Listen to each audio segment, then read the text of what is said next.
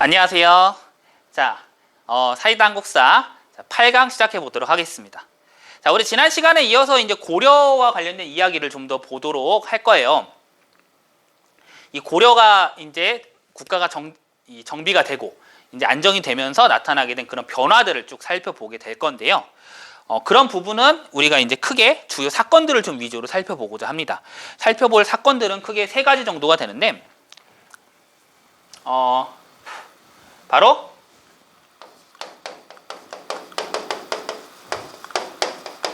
이자겸의 난,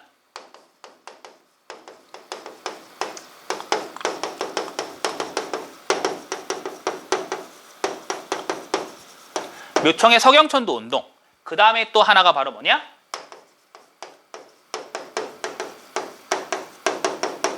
무신정변이 되겠습니다. 이 관련된 내용들을 같이 한번 이제 살펴보면서 이야기 좀 해보도록 할게요. 자, 프린트 다 출력하셨죠? 그리고 한 번 더 이제 좀 당부를 드립니다만, 여기 있는 자료들은 교과서 및 교과서와 관련된 도서들을 응용해서 만든 자료들이에요.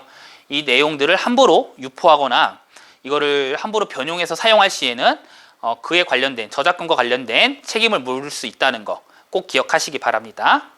이어서 하도록 할게요. 자, 이제 여기서 먼저 나오는 것은 문벌이라는 것이 등장을 합니다. 문벌. 이 문벌은 이게 이제 한자로 쓰면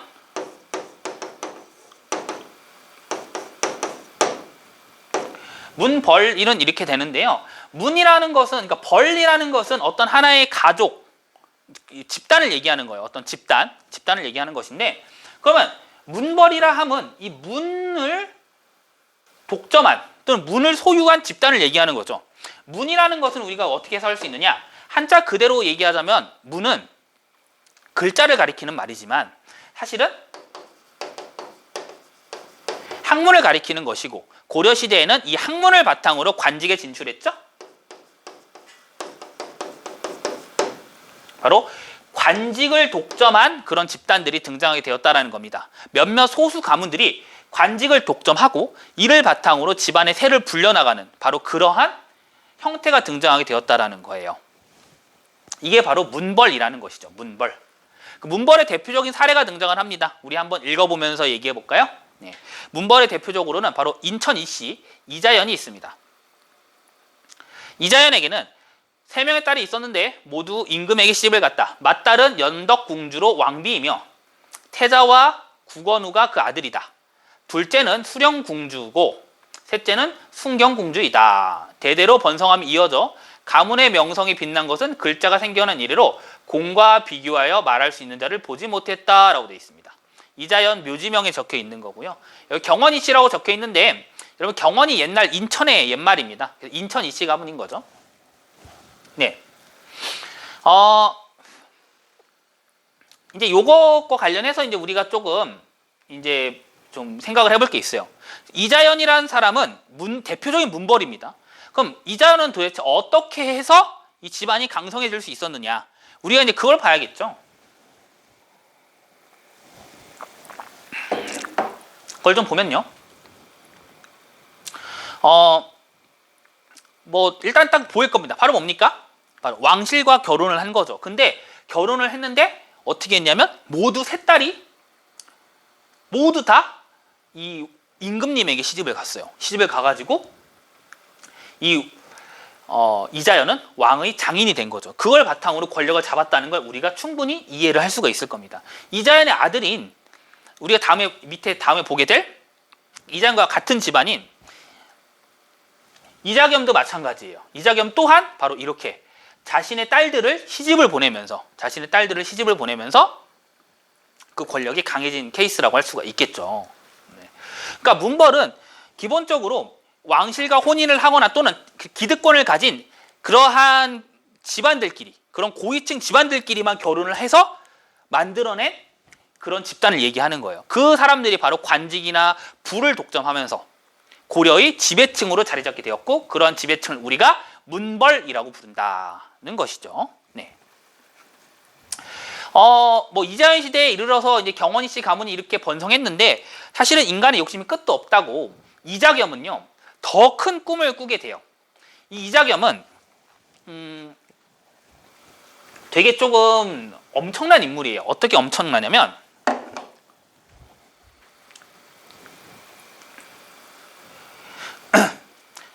이자겸은요. 이자겸 또한 딸이 셋이 있었다고 합니다. 딸이 3명이 있었는데요. 딸이 3명이 있었는데 그 셋 중에 둘은요. 예종에게 시집을 보내요. 그렇게 해가지고 태어난 아이가 바로 인종입니다. 그러니까 어떻게 되냐면 이자겸은 인종의 외할아버지가 되는 꼴입니다. 그죠? 외할아버지가 되는 꼴이에요. 근데 이것만으로도 이미 권세가 상당했을 건데요. 여기서 사실은 좀 이상한 일을 벌입니다. 바로 뭐냐? 자신의 셋째 딸을 인종과 결혼을 시켜버려요. 오잉? 무슨 얘기인 겁니까? 결국 인종은 자기의 이모랑 결혼을 한 거예요. 이모랑 결혼을 해버렸어요. 그래서 이자겸은 이 인종의 외할아버지 겸 장인이 된 거죠. 그죠? 인종의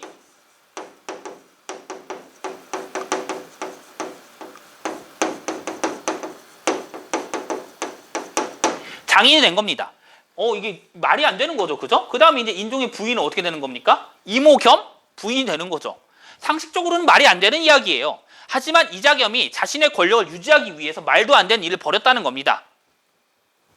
인종 입장에서는 자기의 외할아버지 겸 장인어른이 이자겸의 욕심이 너무 크다고 생각을 했던 것 같아요.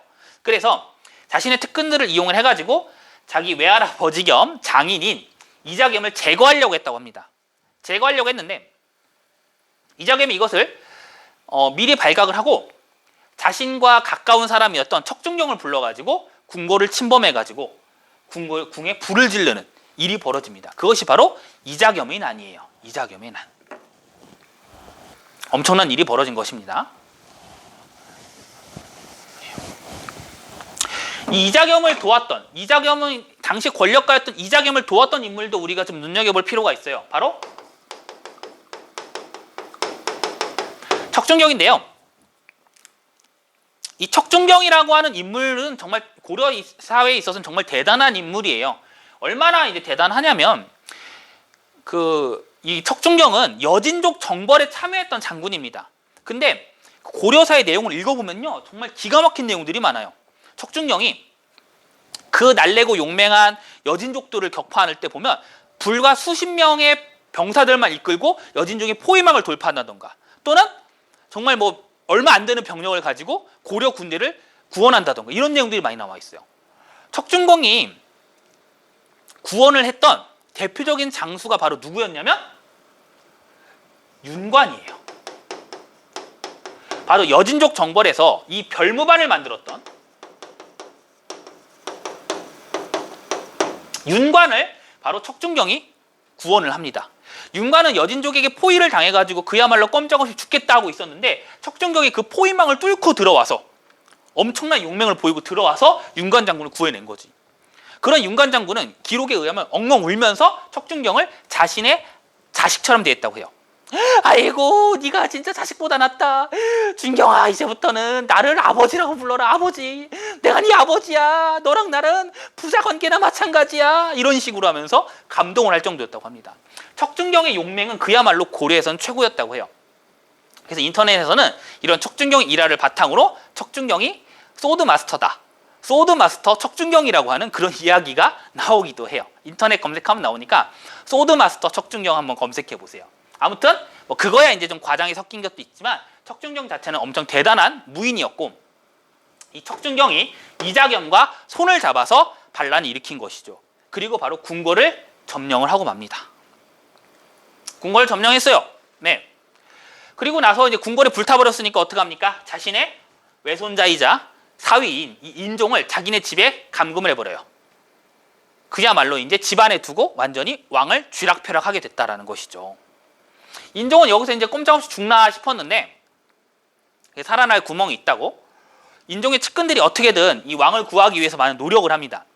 여기서 이제 노렸던 그 측근들이 노린 수는 바로 뭐였냐면 이자겸과 척준경의 사이를 갈라놓는 거였어요. 그래서 교묘하게 척준경을 이제 꼬시게 되는 거죠. 아니 이자겸이 대단하기는 한데 알고 보면 이러한 지금 임금님을 이렇게 모시게 된 거는 다 우리 척장군의 일 업적이잖아. 근데 어떻게 이자겸이 이렇게 척장군을 이렇게 소홀하게 대한단 말이야? 이런 식으로 이간질을 한 거죠. 결국 척준경의 배신으로 이자겸은 권자에서 물러나게 됩니다. 권력자의 자리에서 물러나게 되고 유배로 떠나게 돼요. 유배를 가게 됩니다. 물론 이 척준경 또한 결국 인종에게 버림을 받아가지고 나중에는 이제 쓸쓸한 삶을 살게 되었다고는 해요. 이 이자겸이 이제 나중에 유배를 가가지고 이 전라남도 쪽으로 유배를 갔는데 영광으로 유배를 갔대요. 그 지역에서 이제 있다가 보니까 거기에 있는 물고기가 정말 참 맛있더라는 거죠.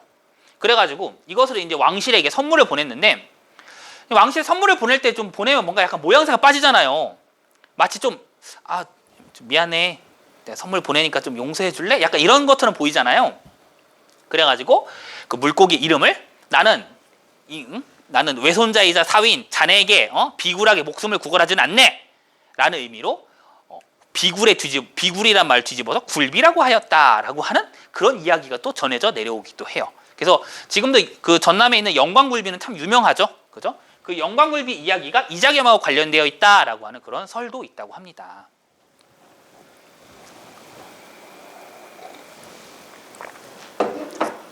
예. 그래서 인종은 이런 득이 어린 시절에 이렇게 자기의 그 외할아버지 겸 장인인 이자겸에게 크게 이제 한번 데이고 말아요.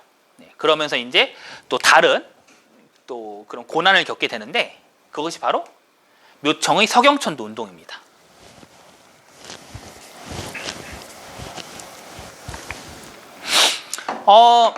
이 이자겸의 난 이후에 아무래도 인종은 좀 마음으로 방황을 많이 했던 것 같아요.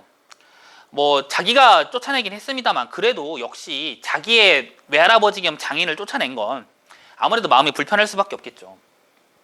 그러다가 이제 그 한 승려를 만나게 되는데 그 승려가 바로 누구냐면 묘청입니다. 묘청.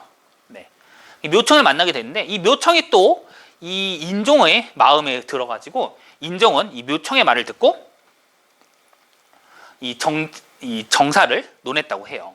근데 이 묘청은 사실 출신이 어디냐면 바로 서경 지역 사람입니다. 평양이죠. 그래서 묘청은 이 인종에게 이제 달콤한 말로 인종을 꼬셔요. 그 내용을 한번 같이 볼게요. 왕에게 건의하기를 저희가 보니 서경의 땅은 음양가들이 말한 대화세입니다 라고 되어 있습니다. 대화세는 길지예요. 길지. 아주 좋은 땅, 명당을 얘기하는 거죠. 만약 이곳에 궁궐을 세우고 수도로 옮기면 금나라가 공물을 바치고 스스로 항복할 것이며 36개 나라가 모두 신하가 될 것입니다 라고 얘기를 하고 있습니다. 묘청의 주장은요,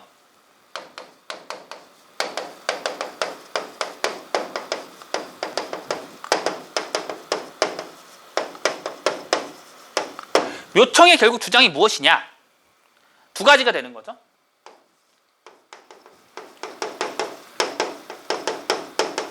서경으로 수도로 옮기는 것. 두 번째는 황제를 칭하는 것. 칭제. 그리고 황제라면 마땅히 자신이 통치하는 시대를 특별한 이름으로 부르죠. 그걸 뭐라고 부릅니까? 연호라고 부르죠. 그죠? 그래서 칭제건원. 연호를 세운다라는 뜻이에요. 서경천도와 칭제건원을 주장을 했습니다.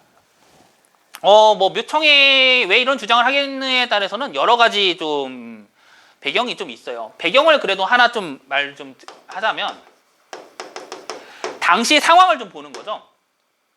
당시 상황을 보면요. 당시 상황은 이 고려라는 나라가 있으면 고려 북방에 금이라고 하는 나라가 엄청 강성해 있었어요. 그래서 금나라는 송나라를 공격을 해서 송나라를 멸망시켰고 송나라의 후손들은 남쪽으로 내려가서 남송을 세우고 있는 상황이었습니다. 이 금나라는 예전에는 고려를 섬기는 여진족이었지만 이제는 와서는 고려에게 와서 4대 요구를 합니다.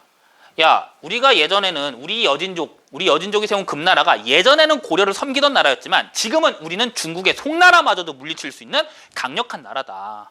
그러니 이제는 너희 고려가 우리 금나라를 섬겨야 되지 않겠느냐라고 얘기를 한 거죠. 금나라가 4대 요구를 했고 이 4대 요구를 수용한 사람이 바로 이자겸이었어요. 이자겸이 수용을 한 것입니다. 그러니까 고려는 당시에 금나라의 신하의 나라였던 상황이었다는 거죠. 아무리 생각해도 조금 자존심이 상하는 상황이었죠. 이것을 이제 묘청이 극복하자고 주장한 겁니다. 우리가 서경, 옛 고구려의 땅인 서경으로 옮겨서, 서경은 특히나 또 심지어 풍수지리적으로 아주 좋은 땅이에요. 이 대화세라는 표현을 통해서 당시에 이런 그 고려에도 풍수지리가 매우 유행했다는 것을 우리가 또 짐작해 보기도 해요. 그리고 나서 다시 황제를 칭합시다. 예전에 임금님들처럼 황제를 칭해가지고 당당한 나라가 됩시다. 당당한 나라가 되면 금나라뿐만 아니라 36개 나라를 우리가 지배할 수 있다. 이렇게 주장을 한 거죠. 이게 뭐 현실적이었는지는 모르겠어요. 그러니까 묘청이 이 황제가 되는 것에 방점을 찍었는지 서경으로 수도를 옮기는 것을 방점을 찍었는지 사실이 모르겠어요. 하지만 수도를 서경으로 옮기게 되면 이 서경 출신이었던 묘청과 묘청의 일파들이 힘을 얻게 되는 건 뭐 당연한 이야기겠죠. 지금 수도인 개경을 중심으로 한 지금의 문벌들은 매우 큰 타격을 입게 될 것이라는 거예요. 즉, 이 묘청의 서경천도 운동은요, 사실 이런 국제관계에서 고려의 자존심을 회복하는 문제이기도 했습니다만 한편으로는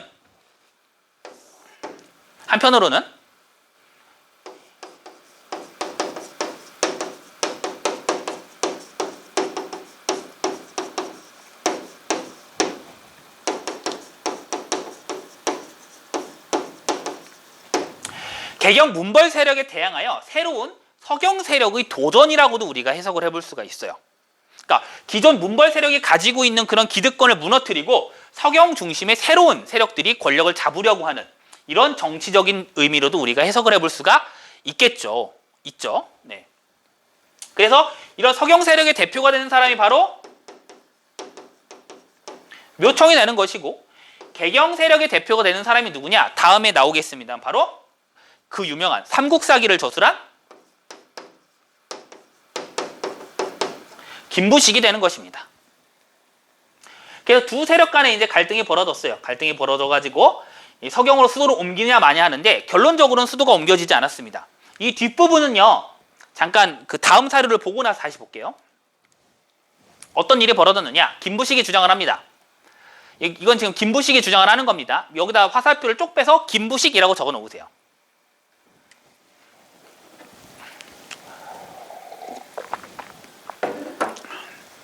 자, 볼게요. 금년 여름에 서경의 대화궁에 36곳의 천둥번개가 쳤습니다. 이거 참 기가 막힙니다. 풍수지리적으로 그렇게 좋은 땅이라고 그렇게 얘기를 했는데 새로 지은 궁궐에 번개가 36번이 쳤대요. 이게 좀 찝찝하지 않습니까? 그죠? 네. 좋은 땅이라면 하필 이같이 하지 않을 것이니 이곳에서 재앙을 피하라는 것은 참으로 잘못이다. 하물며 지금 수도로 옮긴다고 하면 백성들에게 큰 피해가 될 것이다 라는 식으로 주장을 한 것입니다. 김부식의 주장이에요. 정말 어떻게 보면 재수가 없죠. 어쨌든 묘청은 이 김부식의 반대를 이겨내기 위해서 그 약간의 퍼포먼스를 준비를 해요. 이 인종이 그 평양 서경을 놀러 갔을 때 갔더니 어떤 일이 벌어지냐면 갑자기 대동강물이 무지개색으로 이렇게 변한 겁니다. 대동강물에 막 무지개가 둥둥 떠다니는 거예요. 상당히 신기한 일 아니겠습니까? 그걸 보고 놀라서 모든 사람들이 역시 서경은 정말 좋은 땅이다. 아니 어떻게 강물에 이렇게 무지개가 떠다니냐. 정말 신기한 곳이다 라는 얘기를 해요. 근데 이걸 이제 김부식이나 여러 개경 사람들이 의심을 해가지고 강물에 들어가가지고 뭐가 있나 찾아보게 했더니 웬걸 기름을 잔뜩 먹인 떡이 들어있었다라는 겁니다. 그러니까 기름을 잔뜩 먹인 떡을 강에 던져가지고 그 기름이 둥둥 떠서 그게 무지개빛으로 보이게 했다라는 것이죠. 묘청 세력이 이제 그런 퍼포먼스까지 벌였습니다만 결국 이런 김부식 등의 반대로, 그리고 나와 있는 것처럼 이런 예기치 않은 일로 결국 서경천도는 취소가 되고 말았어요. 그러자 밑에 줄을 볼게요. 밑에 세 번째 줄을 보면 묘청은 결국 반란을 일으킵니다. 반란을 일으켜서 새로운 나라를 세우고 이 서경 중심의 나라를 만들려고 했으나 결국 이 김부식의 군대에 의해서 2년 만에 진압을 당하고 말아요. 진압을 당하고 말고 서경천도 운동 끝이 납니다. 물론 서경천도 운동도 사실 고려 사회에 있어서는 참 중요한 일입니다만은 이 서경천도 운동을 주목한 사람은 따로 있었어요. 바로 누구냐? 바로 누구냐면 그 일제강점기 때 활약하였던 역사가이자 독립운동가셨던 신채호 선생이 이 묘청의 서경천도 운동에 주목을 합니다. 이 사건이 정말 이 우리나라의 역사를 판가름한 사건이다. 이 사건으로 통해서 우리나라가 이렇게 자주적으로 나아가려던 세력들이 전부 다 씨가 말랐다. 그래서 그 이후의 역사는 별 볼 일 없게 되었다. 이런 식으로 주장을 했다라는 겁니다. 그래서 이 신채호 선생이 쓴 책이 조선 일천연례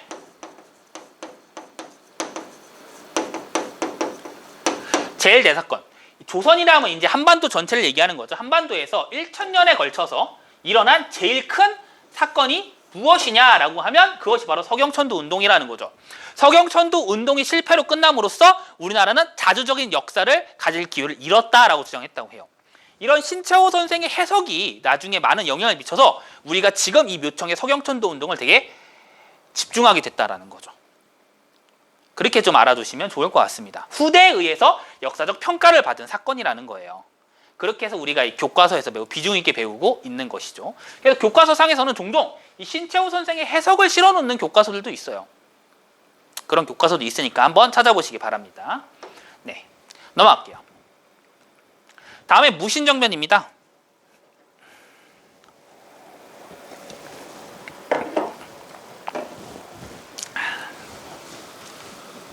자, 우리 아까 봤던 것처럼 고려는 문벌사회예요.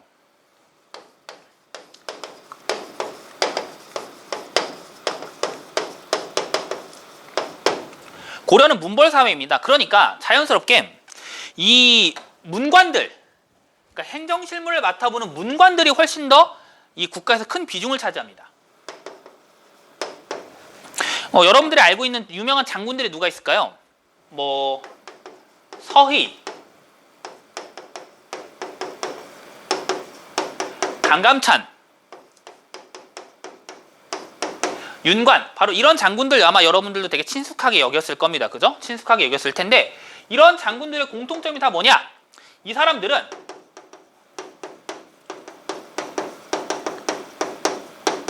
최고 사령관의 역할을 했던 사람들인데 출신 성분은 다 뭐냐면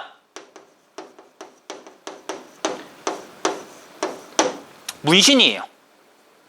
문신 출신들입니다. 즉, 이 국가에서 큰 전쟁이 나거나 했을 때는 최고 사령관이 거의 대부분 문신으로 임명되는 경우가 많았고 무신들은 그 밑에서 명령을 따르는 존재들이었다는 거죠. 물론 여기 나와 있는 이 세 장군들, 세 사람들은 모두 뛰어난 군사적 업적, 외교적 업적을 세운 사람들이기도 해요. 아무튼 문신은 상대적으로 이 문신에 비해서는 무신들은 문신에 비해서는 상대적으로 지위가 낮았다는 거죠.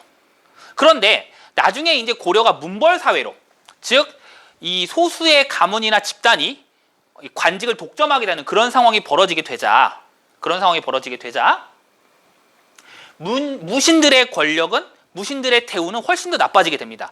권력과 부를 독점한 문신들, 소수의 문벌 가문들의 이 전행에 무신들은 결국 찬밥 신세가 됐고, 결국 이러한 차별을 이기지 못해서 체크해 두시죠. 이 정중부와 이이방, 정중부와 이이방이라고 하는 이 두 무신들이 주도가 되어가지고 결국 반란을 일으키게 됩니다. 이것이 바로 무신정변이에요. 무신들에 의해서 반란이 일어나게 됐고, 이 무신들은 그동안에 울분을 풉니다. 이 내용을 한번 볼게요. 얼마나 울분이 컸는지. 문관의 관을 머리에 쓴 사람들은 비록 설이 낮은 관리라도 죽여서 씨를 남겨두지 말라라고 했답니다. 이러면서 수십여 명의 문신들을 죽여버리고 결국 무신들이 권력을 차지하게 돼요. 이것이 바로 무신정변입니다. 이 정중부와 이이방을 시작으로 하여서 약 100여 년에 걸쳐서 무신들이 권력을 잡는 시대를 우리가 이제 이 무신정변 이후에 무신정권 시대라고 부르는 거죠.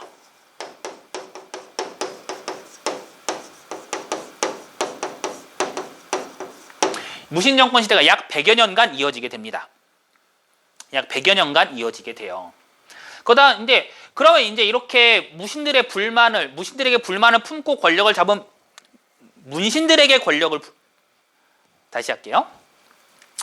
권력을 잡은 문신들을 무찌르고 새로운 권력자가 된 무신들은 그럼 정치를 잘했느냐? 아니에요. 그렇지 않았어요. 오히려 무신들이 문신들보다 더 난폭하게 정치를 하고 부를 독점하고 그리고 백성들을 착취하는데 더욱더 앞장섰다는 거예요. 그러니까 이들의 불만은 사회를 개혁하는 방향으로 가지 않고 문벌이 가지고 있었던 그러한 기득권을 그대로 무신들이 차지하는 그런 결과밖에 가지고 오지 않았다는 거죠. 그 교과서의 자료 중에 어떤 자료가 있냐면 이런 게 있어요. 당시에 나라를 이끄는 재상들이 있었는데 그 재상들은 당연히 이제 무신들이었겠죠. 그럼 재상이라 함은 자신의 어떤 정책이라던가 지식을 가지고 세상을 논해야 되는데 무신 정권 시대의 재상들은 힘겨루기를 했다고 해요. 그래서 내가 왕년엔 말이야, 내가 막 이런 기둥을 다 뽑았어 하면서 막 기둥을 주먹으로 치고, 어떤 사람은 그 정도 가지고서는 재상이 아니지 하면서 자기 힘 자랑을 하고, 이런 시대가 펼쳐졌다는 거죠. 사회를 개혁하려는 노력이 아니라 자신들의 부를 늘리려고 하는 그런 부정부패한 모습을 보이면서 이 무신 정권 시대에는 많은 농민 반란이 일어나기도 하고 혼란이 계속됩니다. 이 정중부와 이이방도요, 결국 나중에는 서로가 서로를 의심하고 견제하다가 결국 이 정중부 등이 이이방을 죽이는 사태가 벌어지기도 해요. 이런 식으로 무신들 내부에서 여러 차례 그런 권력 다툼이 벌어지게 됩니다. 그리고 최종적으로 이 권력을 잡게 된 사람이 바로 누구냐면 최충원입니다.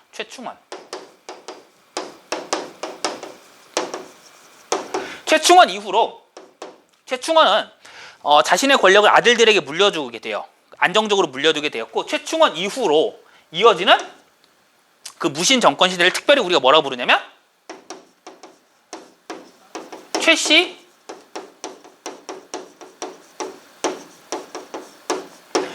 무신 정권 시대라고 우리가 부르고 있다라는 것이죠. 최씨 무신 정권 시대입니다.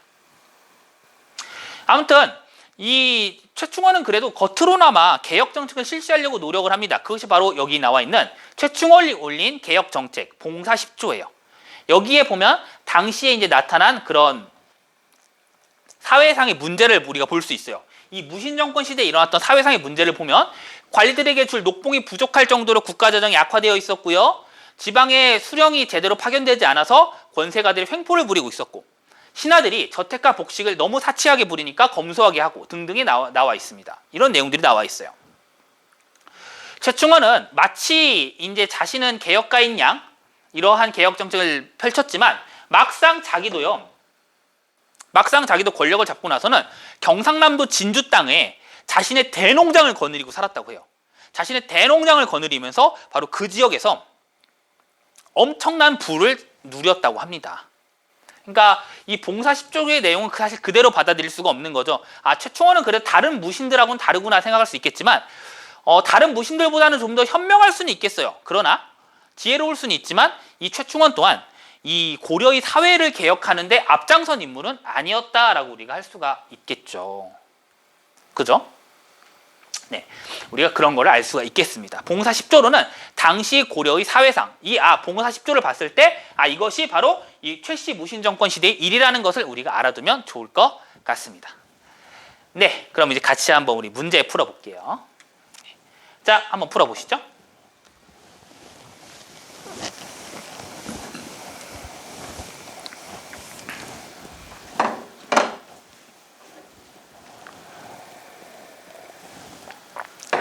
풀어봤죠? 문제가 사실 쉬워서 금방 풀어봤을 거예요. 가에 들어갈 사건으로 옳은 것은 묘청이 주도한 가에 대해서 알려주세요. 묘청 나왔으면 벌써 처경천도 운동이라는 건 금방 알 수 있겠죠?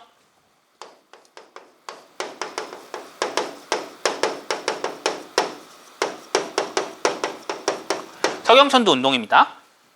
서경천도 운동은 풍수지리서를 이용하여서 서경 땅이 대화세, 명당이라고 얘기를 했고, 황제 칭호와 독자 연호 사용, 이거를 네 글자로 줄이면 뭐라고 했지요? 칭제 건원, 그죠? 문벌 귀족 사이가 동의하는 모습을 잘 보여준다라고 되어 있습니다. 가에 들어갈 사건은 정답 바로 3번이 되겠죠. 네. 아주 쉽게 찾을 수가 있겠습니다. 이 새마을 운동은요, 우리 대한민국 시기에 일어난 농촌 부흥 운동이고요. 교조 신원 운동은요, 조선 후기에 이 동학교도들이 주장을 한 거죠. 그죠? 네. 종교를 창시한 최재우의 억울함을 풀어달라라고 하는 게 바로 교조신원 운동입니다. 3번은 정답이고요. 4번 60만 세 운동은 일제강점기 때 일어난 학생 운동이죠.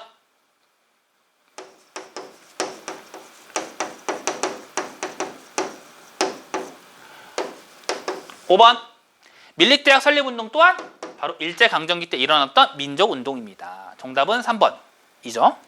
넘어갈게요. 밑줄 친 인물이 활동한 시기에 볼 수 있었던 모습으로 가장 적절한 것은, 자, 경원 이씨 집안은 왕실과의 계속된 혼인관계를 통해, 계속된 혼인관계, 이거 문벌이겠다, 그죠? 문벌.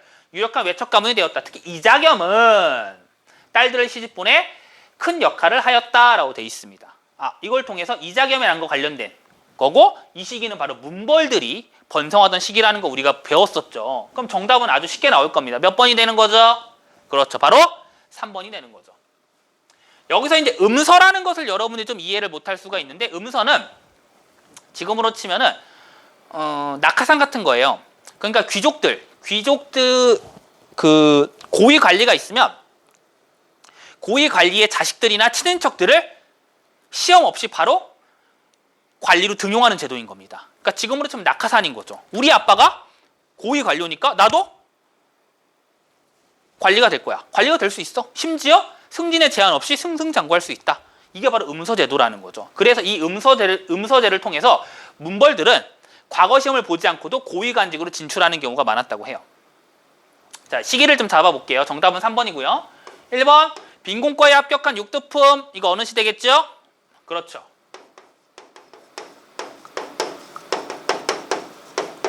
통일신라 시대겠죠. 2번 도평의사사, 이거 좀 어렵겠습니다. 다음에 나오는 권문세족을 통해서 우리가 짐작해 볼 수가 있어요. 권문세족은 바로 원간섭기 때 등장한 인물들이죠. 고려 후기.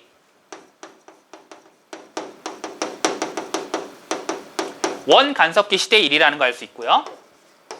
3번은 정답이고,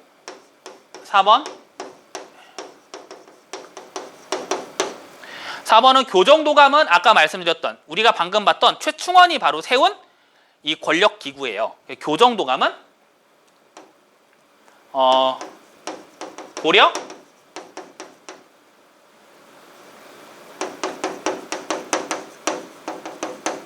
무신집권 시대라는 거 알 수 있겠죠.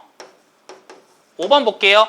성균관의 상문을 연구하는 신진사대부, 바로 이 성균관이라고 하는 유교 교육기관은요, 고려 말 공민왕 시절에 정비가 됩니다. 그러니까 이것은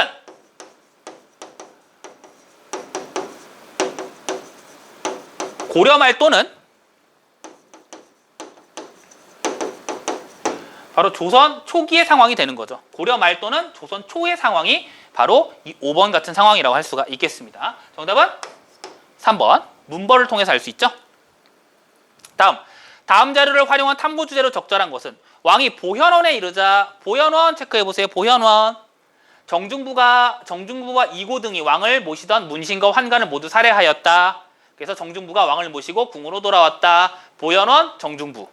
이 무신 정변하고 관련되어 있다는 거 알 수 있겠죠. 공은 이민을 제거하고 권력을 장악하였다. 공은 교정도감을 설치하고, 교정도감 체크해 보세요. 교정도감 최충원, 묘지명. 그죠?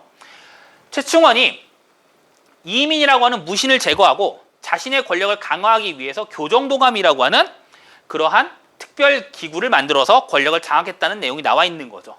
탐구 주제로 적절한 거 몇 번 되겠습니까? 3번이 되겠죠. 그죠? 어렵지 않게 찾을 수가 있을 것 같아요. 네. 어렵지 않게 찾을 수 있겠습니다. 나머지들은 이제 시기를 좀 찾아보면 좋은데, 거란의 침략과 격퇴는 이제 고려 초기에 일어난 일이죠. 문벌 귀족이 통치하던 시기에 일어난 일이고요. 지방 호족 세력의 대주는 통일신라 말, 그죠?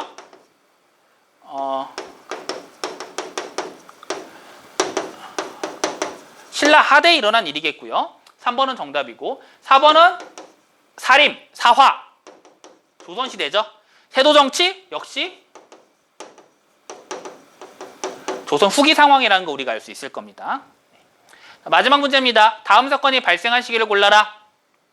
왕이 탄 가마가 보현원 근처를 이르렀을 때 이고와 이이방 등이 어떻게 됐다. 이이방, 보현원 나오죠. 그렇게 해서 이게 죽였다. 문신들을 제거하였다. 이건 무신정변입니다. 무신정변이 일어난 시기를 고르는 거죠.